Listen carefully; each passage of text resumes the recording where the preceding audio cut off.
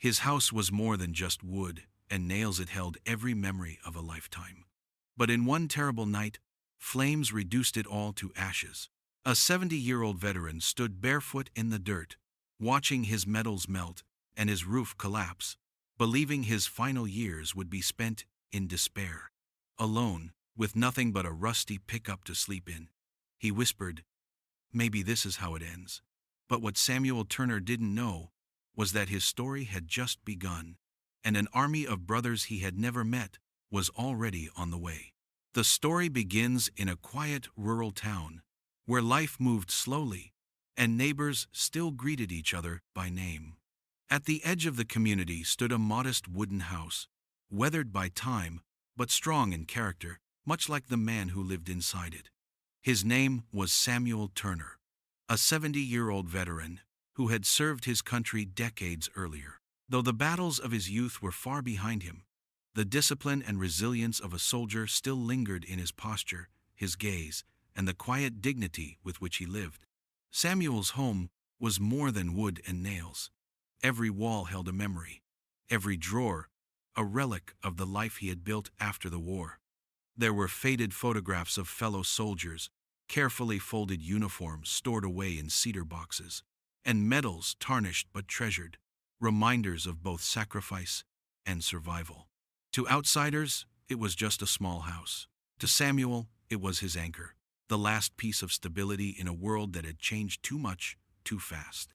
But one late evening, as the sky darkened and the fields lay silent, tragedy struck without warning. A faint crackle, almost like dry leaves underfoot, grew into a roar. Flames erupted along the side of the house, racing across the wood faster than he could comprehend. Samuel woke to the smell of smoke choking the air, the heat pressing against his skin like a wall. Instinct, the kind honed in war, took over.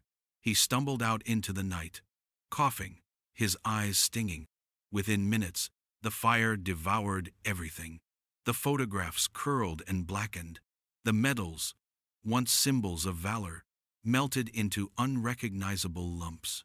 The roof collapsed with a thunderous crash that seemed to echo Samuel's breaking heart. He stood helplessly, barefoot on the dirt, watching as the home he had guarded for decades was consumed by a merciless inferno. Neighbors rushed to the scene, buckets in hand, but it was too late. The flames lit up the night sky, a cruel reminder of how fragile security could be. Some people wept for him, others patted his shoulder in silence, but all shared the same thought: this old soldier had just lost everything. By dawn, all that remained was a smoldering pile of ash and the faint smell of burned timber drifting in the wind. Samuel's eyes lingered on the ruins, not just of a house, but of a lifetime of memories.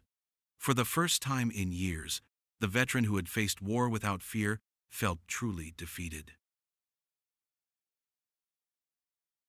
In the days after the fire, Samuel Turner became a ghost in his own town. Where his home once stood was now a blackened patch of earth, a grim scar on the land. He parked his old pickup truck beside the ruins, using it as a makeshift shelter. At night, he lay in the driver's seat with a thin blanket pulled up to his chest, listening to the crickets outside, feeling the ache in his bones grow heavier with each passing hour. The mornings were the hardest. He would open his eyes to see the ruins, as if waking into a nightmare that refused to end. The chimney still jutted upward, half standing like a broken monument, but everything else, every room, every piece of furniture, every memory was gone. The air carried the faint, bitter smell of smoke, and sometimes Samuel found himself sifting through the ash, searching desperately for anything that might have survived. A medal, a picture frame, a book. But his hands always came up black and empty. Neighbors tried to comfort him. Some brought hot meals, others slipped envelopes with a few crumpled bills inside, whispering, "It's not much, but it's something." Their kindness was genuine, but Samuel knew the truth. Rebuilding a house required tens of thousands of dollars, far beyond what anyone in this small town could give. He thanked them with a forced smile, but each gesture reminded him that pity could not restore what had been lost. At night, when the town grew quiet, memories of his military days returned. He remembered the heat of desert winds, the sound of helicopters cutting through the air, the heavy weight of responsibility that never left a soldier's shoulders. Most of all, he remembered the oath that had once defined him and his brothers in arms: never leave a man behind. It was a promise of loyalty so fierce that it extended beyond the battlefield, a belief that no soldier should ever face abandonment. But now, as he sat in the cold silence of his truck, Samuel could not help but feel that life itself had left him behind. The loneliness gnawed at him. He was a man who had spent his life giving his youth to service, giving his strength to build a life after the war. Now, in his old age, he had nothing left. The house was gone, the savings small, the family far away. The fire had not only taken his home, it had stripped him of identity. Without those medals, those photographs, and those familiar walls, he felt erased. Some locals suggested starting a small fundraiser online, but Samuel shook his head. He was too proud to beg, too tired to believe. "I've already had my chance at life," he muttered to himself, voice breaking in the still night. "Maybe this is just how it ends." The truth weighed on him like armor he could no longer carry. In war, he had faced bullets and fire without fear. But now, the enemy was not visible. It was despair, quiet, suffocating, relentless. And Samuel Turner, the soldier who had once survived battlefields, was losing a war he had never trained for. News of Samuel Turner's tragedy might have faded into silence if not for a single act of compassion. A young neighbor, heartbroken by the sight of the old veteran sleeping in his pickup each night, decided to post Samuel's story online. She took a photo of the charred remains of the house, added a caption about the veteran who had once worn the uniform proudly, and ended it with a plea: "He fought for us. Now he needs us." At first, only a few likes and shares appeared. But then, something unexpected happened. A group of veterans from a nearby state stumbled across the post. They saw not just the ruins of a house, but the face of a brother. They recognized the hollow, distant stare in Samuel's eyes, the look of a soldier who had been left behind. And that was something they could not allow. Within days, the post spread further. Veterans organizations picked it up, and soon, men and women who had never met Samuel began to rally. They reached out through phone calls and messages, coordinating across state lines. Plans were drawn, schedules rearranged, and tools gathered. The word was simple but powerful: we rebuild. One quiet morning, Samuel woke to the sound of engines rumbling down the country road. He stepped out of his truck, rubbing his tired eyes, and froze. A convoy of pickup trucks and trailers rolled toward him, each carrying lumber, power tools, and men and women wearing faded caps embroidered with unit insignias. Some had gray in their beards, others walked with canes, but their steps carried the same steady rhythm of old marches. The first man to step forward introduced himself: "Sergeant Miller, U.S. Army, retired. We heard you lost your home. Well, brother, we're here to build you a new one." Samuel blinked, unsure if this was a dream. More vehicles pulled in, more veterans stepped out. By noon, there were 24 of them, representing units from 5 different states. They hugged each other like long-lost family, their camaraderie immediate and unshakable. And then, without ceremony, they got to work. Hammers rang out, saws buzzed, and orders were shouted with the crisp authority of military command. "Frame that wall. Watch your footing. We'll have the roof up by sundown." The yard, once silent with despair, now pulsed with the energy of a battlefield. But this was a battle to create, not destroy. Samuel stood aside at first, overwhelmed. His eyes filled as he watched these strangers, bound not by blood, but by shared service, working with relentless focus. Some wiped sweat from their brows, others winced at the strain on old injuries, but not one complained. Every strike of a hammer echoed with something deeper: loyalty, respect, and the unspoken promise that no soldier would be left alone. As days passed, More veterans arrived. Some drove overnight from distant states. Others sent donations of materials and supplies. A Marine brought in roofing shingles. A Navy veteran donated a water heater. An Air Force mechanic showed up with wiring tools. The project grew into a living symbol of unity. Different branches, different states, one mission. The townspeople, once uncertain how to help, began to join in. Farmers lent tractors. Carpenters brought expertise. And children handed out bottles of water to the workers. What had started as a single act of kindness had transformed into a movement, a force of humanity, fueled by the code of brotherhood that veterans carried long after they left the battlefield. For Samuel, it was like watching a miracle unfold brick by brick. Every night, he sat quietly at the edge of the site, listening to the sound of laughter, the clinking of tools, the familiar cadence of military banter. Memories of his own service flooded back not just the hardship, but the unbreakable bond. For the first time since the fire, hope flickered in his heart. And as the frame of a new house rose against the sky, Samuel whispered to himself words he hadn't spoken in years. Never leave a man behind. It was no longer just a motto. It was alive, standing tall in wood and steel, carried on the backs of veterans who had traveled across 5 states to prove it true. Weeks of sweat, grit, and determination finally began to bear fruit.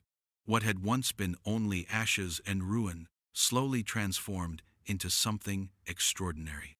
Rising where the old home had burned stood the strong frame of a new house, each beam secured by hands that had once held rifles, each nail driven in with the precision of soldiers who had not forgotten discipline. The transformation was more than physical, it was spiritual. Every corner of the home carried a story. On the porch, a veteran from Georgia carved a small insignia of Samuel's unit into the railing, a tribute to the brotherhood that had carried him this far. Inside, a group from Texas hung a framed American flag, crisp and proud, its colors vivid against the fresh walls. A Marine Corps veteran donated a handcrafted plaque that read, "Home of the Brave." Samuel walked through the nearly finished house with cautious steps, almost afraid to believe it was real. The smell of fresh wood replaced the lingering stench of smoke. Sunlight poured through new windows, casting golden light across polished floors. In the living room, they built a mantel not only for warmth, but for memory. On it, they placed replacement medals that had been tracked down and reissued through veterans' organizations, so Samuel would never again feel the emptiness of what the fire had stolen. The moment the roof was set in place was unforgettable. Veterans lined up shoulder to shoulder, lifting their caps in a silent salute. Some had tears streaking their sunburned faces. Others stood ramrod straight, despite aching backs and knees.